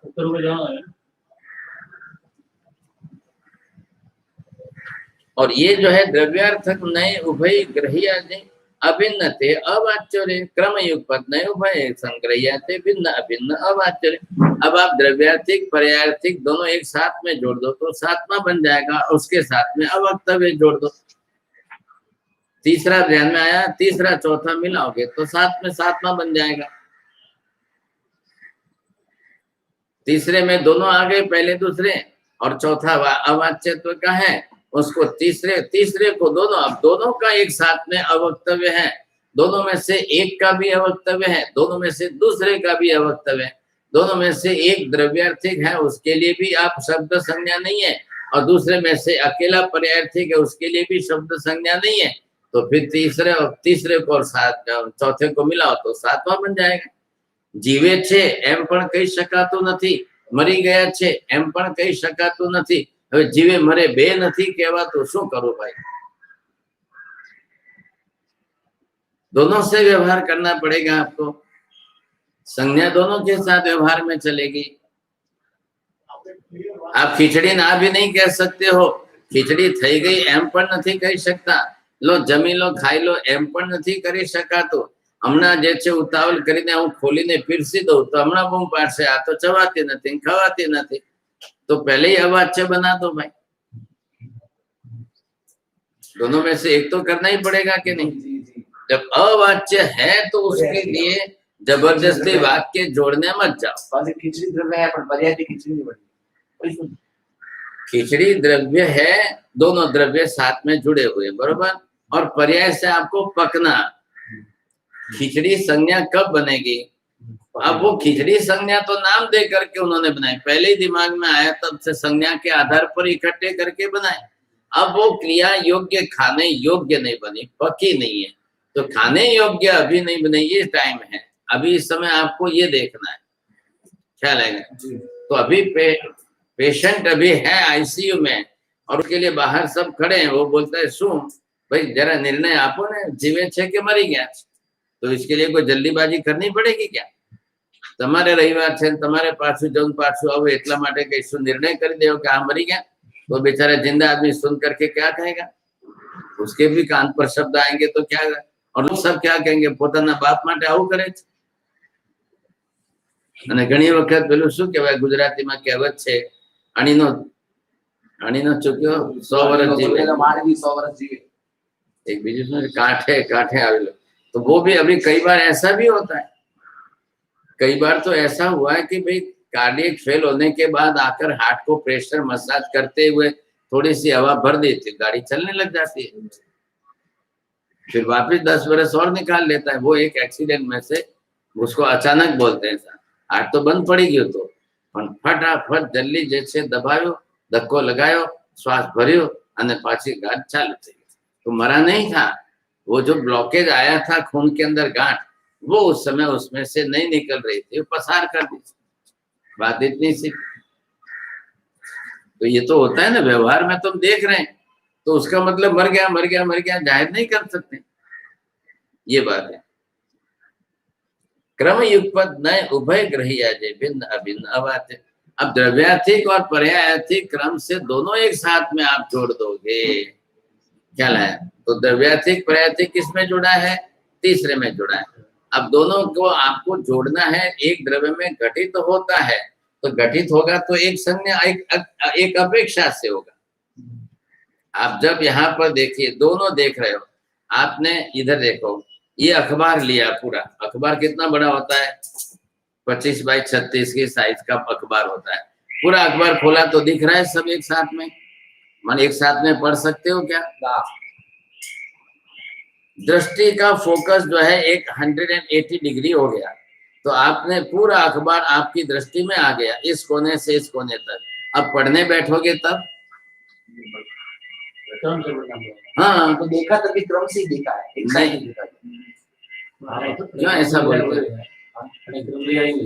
क्रम से हमको बात से फास्ट लगे, वो आवे ना उत्पल शब्द न्याय, शतपत्र न्याय, तो वो एक वो गाली में हुई, हो पादन की हम भेदे, तो वो क्रम से भेदा, और ना तुम फास्ट लगे। वहाँ भेदन क्रिया है, आप थोड़े सा अक्ल का उपयोग करो। वहाँ भेदन क्रिया या दर्शन क्रिया है। दर्शन क्रिया के अंदर आपको एक साथ दिखता है, आपको पढ़ने की क्रिया उसमें से अलग हो गई। आपने ये सुधा तो वहां के बैठ लाकर बैठा दिया आपने। आपको पहले क्रिया भेद करना चाहिए था, फिर वहां का दृष्टांत इसमें बैठाना, फिर स्टेटमेंट देना, नहीं क्रमचित देखा है, नहीं क्रमचित देखा है। क्यों ऐसा बोला आपने? तो हमें आजू में देखा है जो बोल माता है, हाँ एक साथ में दिख रहा है। वहां क्या है? शतपत्र भेदनम, वो सुई क्रम से नीचे जाएगी। भेदन क्रिया और क्रिया क्रिया से भिन्न हो गई कि नहीं हो गई। यहाँ देखने की क्रिया में आपको करना कुछ नहीं है, खाली आंख खोलेगी सब दिखाई दे। देखो एक कैमरे से एक फोटो लिया तो 1000 आदमी सब आ गए कि नहीं एक साथ। फट से एक क्लिक होगा, उसको बोलते हैं क्लिक। एक क्लिक हुआ कि 1000 आदमी का फोटो आ गया, और जैसे ही फोटो आपके सामने आया तो आप 1000 आदमी साथ में देख रहे हो। पर हमें आप उसमें से देखो मारा बापा क्या है, अब आप एक साथ में देखेंगे क्या? एक साथ में से ढूंढ के निकालने में एक एक एक एक करके आनथी आछे आनथी आनथी आनथी आनथी, तो यही क्रम आया यहाँ पर। 6 अने नथी, 6 अने नथी, कया 6 कया नथी, आ मारा बापा नथी अने आ मारा बापा छे। ये कैसे किया आपने? तो जितनी बार आपने नथी नथी नथी कहा उतनी बार में भी आपने अपना धर्म तो बरोबर पकड़ के रखा है ना। क्यों पकड़ के रखा है? कि बाप की जो छवि हमारे दिमाग में है और उसको सामने रख कर के हम सबके साथ तुलना कर रहे हैं। तो ये सभी कर रहे हैं। छोटा बच्चा रोते हुए अपनी माँ के पास जाएगा कि 100 औरत में से किसी के भी पास चला जाएगा। एक साथ में महिला मंडल की 100 महिलाओं ने लाल साड़ी पहनी है, एक साथ में सब बैठी, एक सरीखी बन के बैठी, रोता हुआ बालक किसके पास जाएगा? क्यों? उसको अकल नहीं है, वो भ्रम नहीं कर सकता है। सब लाल बैठ, किसी के भी पास चला, किसी के भी पास क्यों नहीं जाता है बालक? बालक तो छोड़ा, रोने वाला तो बालक 4-6 महीने का ही है। फिर तो उसमें भी दर्शन में तो 100 महिलाएं तो आ गई ना। अब 100 में से भेद करके वो अपनी माँ के पास कैसे जाता है? तो दर्शन में तो क्या हुआ था? 100 एक साथ में दर्शन हो जाता है। क्रिया बदल गई, क्रिया बदलते बदलते एक के बाद दूसरी क्रिया कौन सी आई, दूसरी के बाद तीसरी क्रिया कौन सी आई। आप वो क्रिया भेद देख लो, वहां भेदन क्रिया सूची भेद करना है, और यहाँ दर्शन में आंख खोलते ही होना है। करने में क्रम आएगा, ख्याल आएगा। तो यहाँ पर आपको जो है एक साथ में दर्शन तो हो जाए, द्रव्यार्थिक पर्यायार्थिक दोनों साथ में। तीसरे में क्या है? दोनों साथ में घटते ना थोड़ी है। अंधकार और प्रकाश को एक द्रव्य में आप परस्पर विरोधी होते हुए सिद्ध कर सकते हो, परस्पर विरोधी को एक शब्द से संज्ञा में बोल नहीं सकते। ये बात दिमाग में बैठा के रखो, ये तो 7 भंग ही नहीं होंगे फिर आपके तो।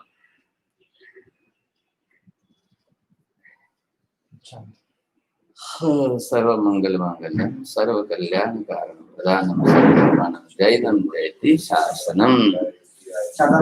बता जो सुख